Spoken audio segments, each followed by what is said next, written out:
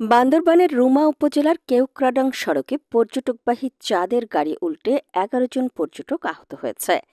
আহতদের মধ্যে ২ জনের অবস্থা আশঙ্কাজনক হওয়ায় তাদেরকে বান্দরবান সদর হাসপাতালে পাঠানো হয়েছে বলে জানায় স্থানীয় পুলিশ। ২০ নভেম্বর ভোরে কেওক্রাডাং সড়কের পেঁপে বাগান এলাকায় এই দুর্ঘটনা ঘটে। পুলিশ ও স্থানীয়রা জানায়, পর্যটকদের নিয়ে চাঁদের গাড়িটি বগালেক থেকে কেওক্রাডাং যাওয়ার পথে পেঁপে বাগান এলাকায় পৌঁছালে নিয়ন্ত্রণ হারিয়ে উল্টে যায়। গাড়িটি সড়কের রেলিংয়ে আঘাত করে।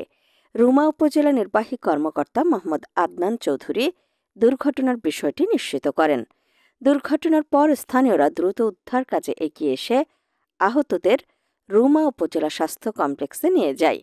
আহত পর্যটকরা সবাই কুষ্টিয়া জেলার বাসিন্দা হলেও দুর্গম এলাকা হওয়ায় তাৎক্ষণিকভাবে তাদের নাম পরিচয় জানা যায়নি।